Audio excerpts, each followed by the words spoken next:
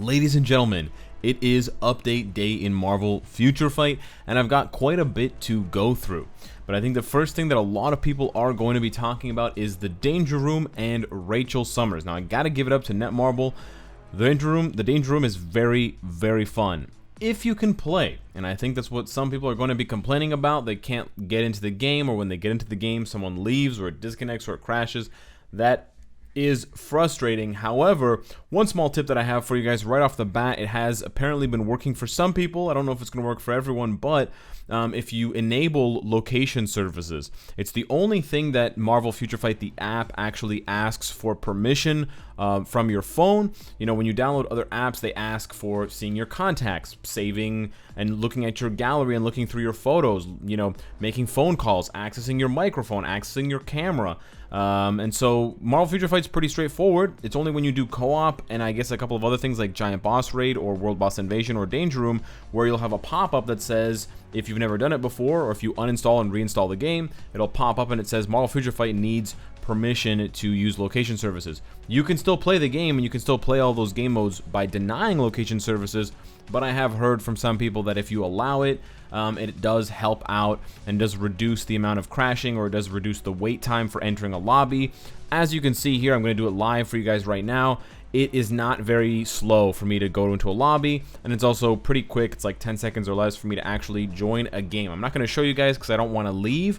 Just for a heads up for you guys, if you have spotty Wi-Fi or you're using data and you're going to go underground or something, or you're just frustrated or whatever, don't leave or cut out the internet connection once you're in a lobby, once you're in a game with a team. Don't leave if you don't get the right character that you want to choose, because you get a penalty.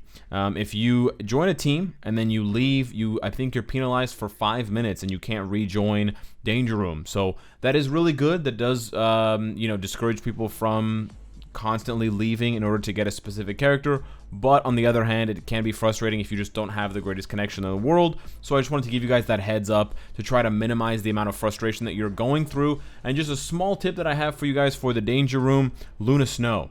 Very, very, very OP. Also, Iron Man, very good. Captain Marvel, very good. Namor and Thor, pretty good. Black Panther, not so good. Yeah, Netmarble's got to work on that. Additionally, for the Danger Room, I believe that the characters are actually being drawn from the #1 ranking characters in the game. So if you compare the #1 ranked Sharon Rogers from this guy 40 this Korean guy that's in the Alliance 40 Monsters, he has a CTP of Destruction. The Captain Marvel in the Danger Room also has a CTP of Destruction. If you compare the Namor in the Danger Room to this Winergy guy's Namor, he has a CTP of Destruction as well, and it's pretty much the same for all of those characters. So if you compare the Thor, the first ranked Thor, this guy from A-Force Destiny, he's also got a CTP of Destruction. So Thor has a CTP of Destruction in the Danger Room. Luna Snow, this guy from Odyssey, has a CTP of Rage, and so Luna Snow has a CTP of Rage, and so on and so forth. So if you want to look up the builds for these characters before you jump into them for the Danger Room, you can go ahead and check that out by looking at the #1 characters, just like we do for World Event. As far as the new characters go, one annoying thing, it's a little bit annoying, unless you have a lot of attack speed on your cards, all 3 of these characters are going to need Power of Angry Hulk. Because none of them have attack speed bonuses or attack speed buffs on any of their skills. So that is kind of annoying. It took me about 13 million gold to roll it for all 3 of them. But on the other hand, I do think Kid Omega is going to be pretty good. And you can get his bios not only from the Event Quest event shop, and this is live now, so you can spend your tokens. You can get bios for him as well as hidden tickets. I think those are the 2 best rewards. You can also get Kid Omega bios from the processor. So if you have been using the processor, you can get his bios there, just like some of the other X-Men. And then, of course, you can also get his biometrics from the Danger Room itself as some of the rewards here. I think any of the boxes will have bios for Kid Omega, and you can also get him as part of your daily win. I think today I got Bishop, but you can get 15 bios of his. And then you can also get Kid Omega through the Acquire tab for 2,500 crystals, although I don't recommend it.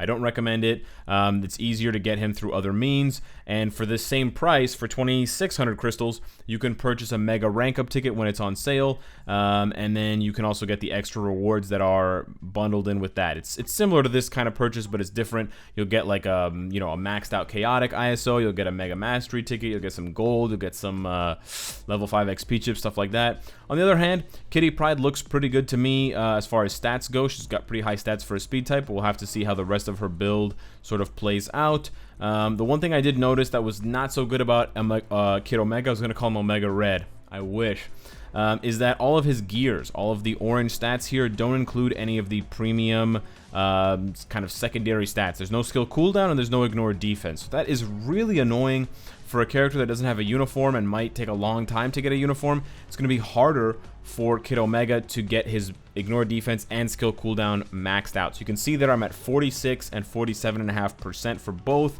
and that is with Power of Angry Hulk and a 5-star awakened or amplified Uru already sitting on one of his gears and one of his gears to 20.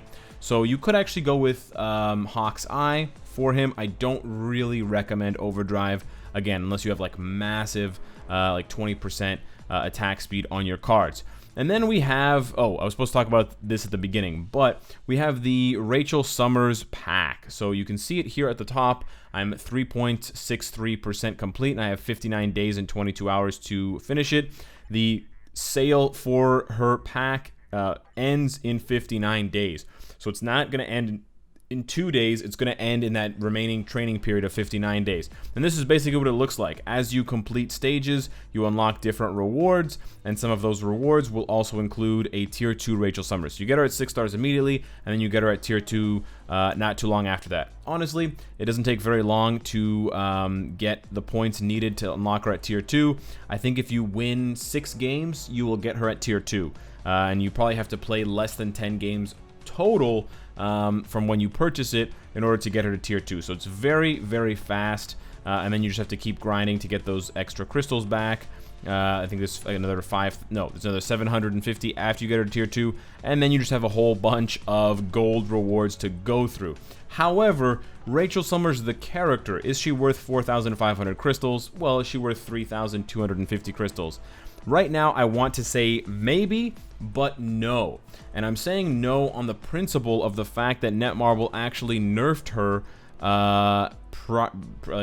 since the beta, since the APK. And I'm pretty disappointed that Netmarble did this, because they didn't take the time to buff, and it doesn't seem like they buffed Cyclops, and they also didn't seem to take the time to buff Emma Frost, but they took the time to nerf a character instead. So I'm actually quite disappointed with that. It's not going to ruin the whole update for me, but it is going to ruin, in a way, Rachel Summers. And what am I talking about? Well, I'm talking about her 4th skill, Cosmic Apocalypse. They nerfed the amount of all defense down that she stacks. It's supposed to be, well, the pre-update was minus 65%, and now it's down to minus 35%, so it's less than half, or it's half. A little bit more than half, but whatever. But then the worst part is the damage received. The damage received increase is 10% now for 5 seconds. On the pre-update, it was 25%. So that is a huge downgrade, and that is pretty annoying. Now, I know that I said in my own videos, and you're going to call me, some people might call me a hypocrite, I said in my videos that the numbers and the things that you're seeing are not final build, and I know that. And that's something that Netmarble told us, and that's obviously just true if you're looking at any sort of test build material, any sort of beta. Until it's live, anything can be changed, anything can happen. I know that. But what I'm trying to connect here is the fact that they went in consciously and they changed this because, I guess, from my video or from another Star Agents video or from other feedback, they thought that this was too strong, but they did not go back and say, he looks kind of weak, let's make him better.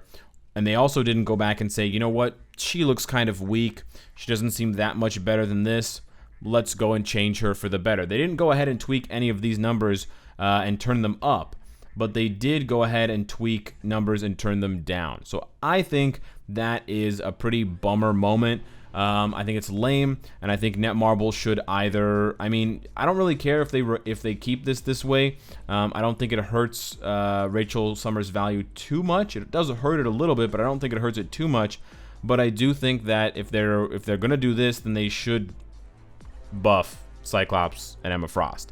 As far as the uniforms go, I don't have a lot of new things to say about them. Colossus still seems amazing. Some people were worried that he was going to get a nerf and that his passive was going to change. It didn't change. It's still here. It's still amazing.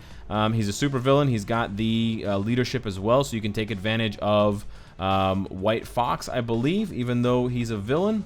I actually have to double check that now. I don't know if it says allies or hero allies for White Fox, but that should be interesting to see. It's just allies with leadership. So yeah, you know what? You can use White Fox with Colossus now, even though he's a villain. So that's actually quite cool. But I don't really have too many good things to say about Emma Frost or Cyclops' uniforms. Honestly, I don't know if you should get this uniform if you're not going to tier 3 Cyclops. We're going to have to go into more testing, of course. But yeah, it doesn't seem terribly impressive at tier 2. Perhaps if you don't have any uniform for Cyclops, you should get this one because it combines the buffs of this uniform and the fact that this one is a villain uniform, so that you get the added bonus and added benefit for things like Shadowland and getting 100,000 points in ABX for the maximum rewards. But yeah, besides that, I wouldn't go too crazy with this bad boy, you know, in general, because it's just not that good. He needs his tier 3, and that's really a huge investment just for getting a uniform. Additionally, there's also a wheel spin sort of thing going on right now with free rewards. You can get it by either, you can access it by either logging into the game at the splash screen, or you can access it through the banner link. So if you click that banner link with Io and Crescent doing this like face here, you can spin. If you spin every single day after 7 days, I believe, you will get the bonus rewards, which include an Awakened ISO, which is really, really cool. And you get some other X-Gene and X-Men materials, which is nice. And you get some black antimatter and some energy. And then you can get things like crystals, biometrics, blast, boost points, gold, and energy, which is, yeah, probably energy or energy or gold are probably the worst ones. But none of these are bad because they're all free. So mostly positives from this update so far from the first day. For my first impressions, I really like the Danger Room. I'm glad we're not playing with like nerfed characters. I'm glad we're not playing with characters that all have invincibility procs. It does make certain characters better than others for the game mode, but it also means that a lot of the games and a lot of the fights don't actually go the full 5 minutes. So I'm really happy that Netmarble realized that grinding out every match to 5 minutes and not being able to kill the boss is kind of boring. And so they did take some of these, you know, #1 rank builds. And who knows, maybe I'll be more tempted to get a character to #1 now that I know that at tier 3, they will not only be featured for the Danger Room on certain seasons, but they'll also have the chance to be featured in World Event. So it's kind of getting tempting now. I don't know if I'm going to go for Namor. I don't know if I'm going to go for Wolverine. But yeah, let me know what you guys think of that. Let me know what you think of the Danger Room. Let me know what you think of the characters. What do they do to Rachel Summers, and what should they do to Emma and Cyclops? Sound off in the comments below. Let Netmarble know how you feel. Subscribe if you enjoyed the content and you want to support me. And of course, if you like what you see, I hope to see you later today for more content on this update. Take care.